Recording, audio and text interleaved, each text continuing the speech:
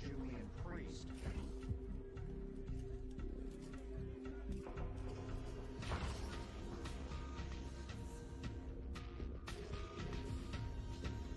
Shockingly grotesque.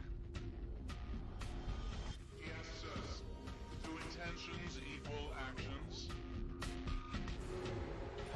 Once again. Test the boundaries.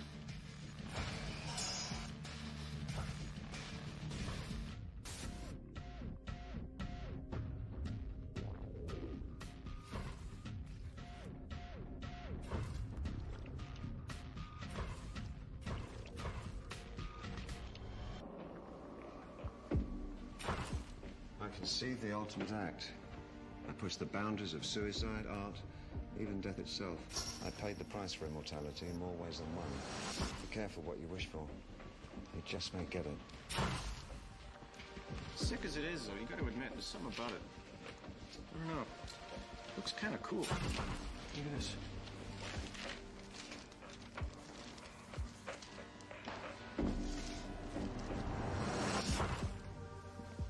But sometimes something happens and that need comes flooding out. Whatever the circumstances, the hunger inside you will take over. And you will pay everything you have to satisfy it. Everything and more.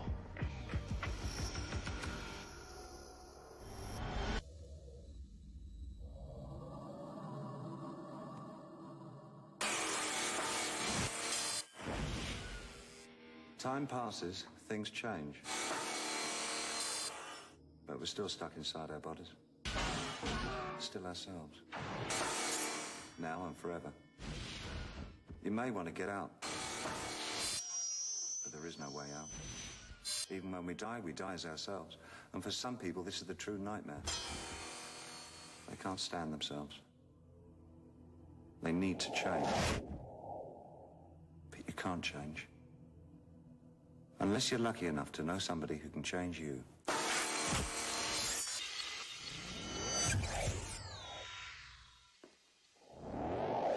Dye your hair, paint your face, tattoo your body. Transform yourself utterly. It's never enough. Nothing ever is. And you'll never be satisfied until you face the stark, naked horror of your own failure to... what? Survive, adapt, accommodate your own existence. However you wish to describe it, the fact remains there is no escape, except, of course, that single final act.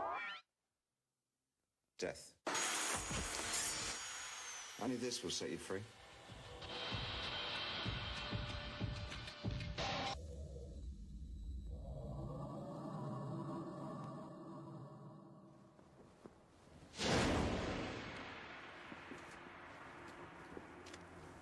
All living creatures are inherently fascinated by death. After all, it's how we define life, isn't it? There's no logical need to explore death, no need to look for it. Be sure it'll find you. But some of us pursue death not out of curiosity, but because we're compelled.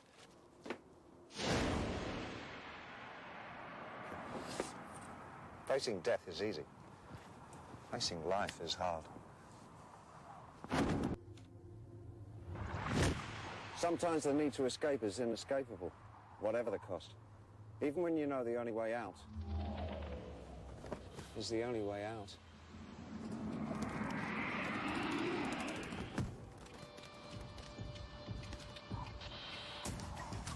Be careful. You can escape everything in this life. Everything. Except yourself.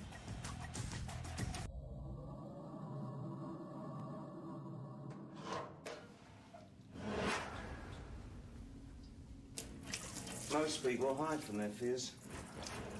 We call them cowards, but they tend to outlive the brave. Some fears are too great to be ignored. Too relentless to flee. Sometimes there's no option. Just turn and face your fears and see what happens.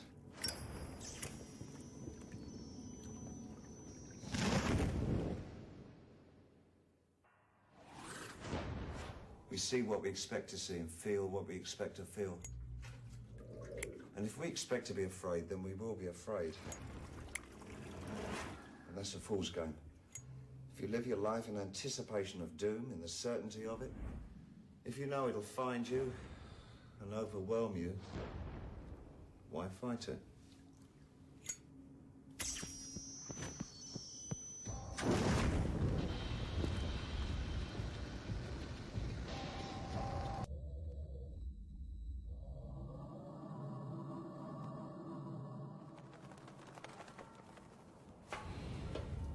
Death comes for all of us in one form or another. Violent ends, suicides, murders. That's the norm around here, of course. Whether we scream in defiance or open our arms in welcome, our end is waiting. If we're especially lucky, we may in our dotage imagine that we know the day of our own demise. We may be given a final chance to settle our accounts before we shuffle off this mortal coil. Such a chance is rare and difficult to achieve. But when the end of the day is near, and you know that tomorrow will not come, will you have the grace to rest in peace?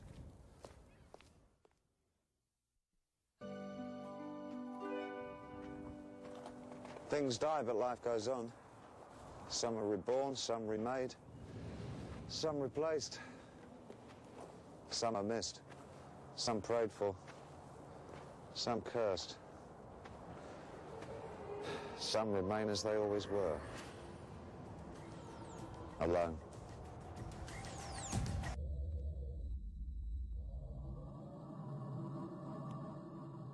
So many choices in life.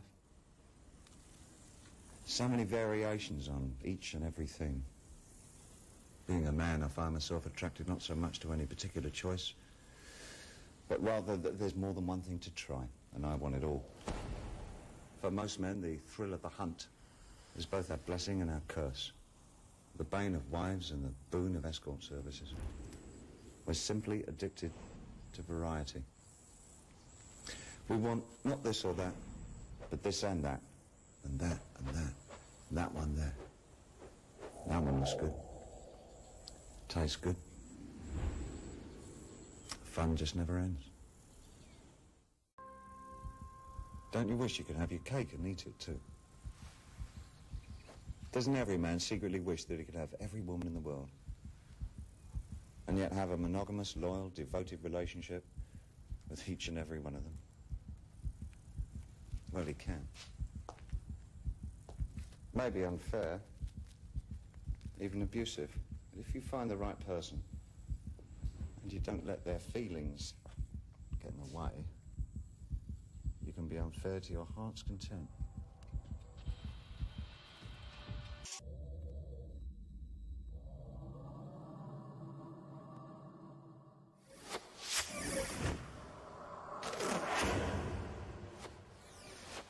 Nobody wants to be a nobody. Everyone, be they ever so humble, wants to make something of themselves. The question, of course, is what? Who exactly would you like to be? If you could answer this little conundrum, nothing could stand in your way.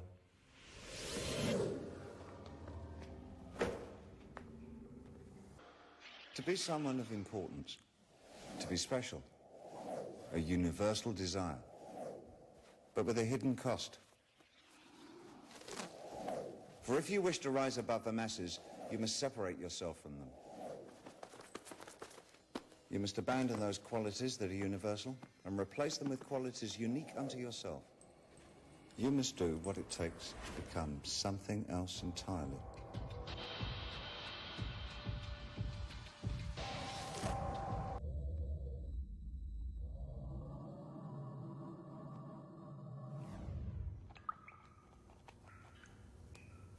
Nothing in the history of the world has caused more pain, more violence, more wanton destruction than love. When someone hurts you to the core of your soul, the need for revenge can be overwhelming. You don't just want them to feel pain. Random suffering is not enough. The only thing that will suffice is for them to feel what you are feeling. You want to savor the pain, know every nuance, so you will know exactly how to inflict it on them. When you love someone and are loved in return, then you are uniquely vulnerable. They have the power to hurt you, which is unmatched. We discover this instinctively in adolescence. And from that point on, we understand the simple principle that if you want to hurt someone who loves you, all you have to do is hurt yourself.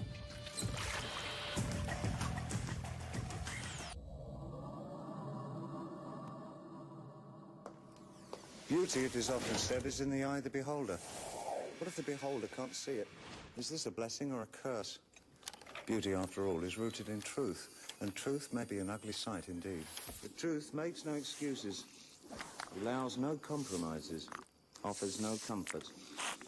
Perhaps, then, we should protect ourselves from the truth, to be blind to it, if you see what I mean. Deception is everything. Opportunities are all around us, riches and rewards beyond our wildest dreams. But we are blind and cannot see, so they do not exist. The only reality we can possibly inhabit is the reality that we create ourselves.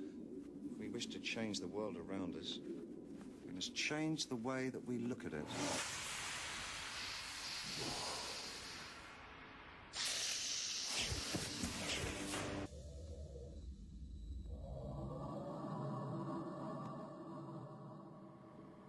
Each of us is unique.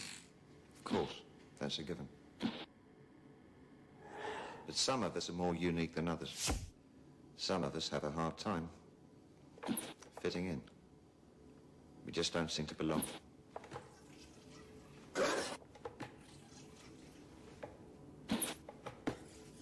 Not in the normal world, at least. We need to find another place.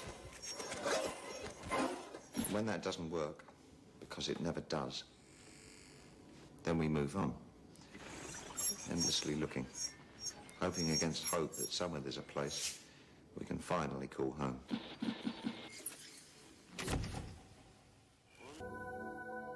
We all look for acceptance in this life. Some of us change to get it. Others cannot change so easily. We must be accepted as we are, warts and all. And if we're dangerous, the real acceptance can only take one form. We must be removed. We must be broken before we break again. We must be made to fit in.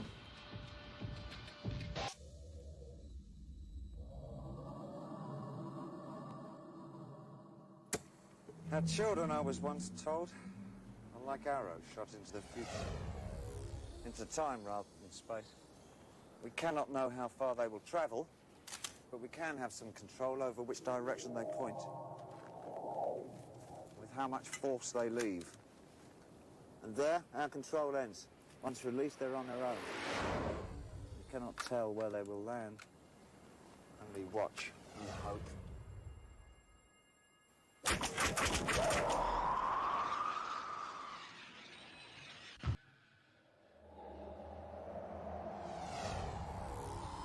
We try our best for our children. We give them everything, every advantage we possibly can. Sadly, we also pass on our sins and failings and weaknesses. And so sometimes we know exactly where the arrow of our loins will land, because we've given them no choice but to end up where they'll do the most damage.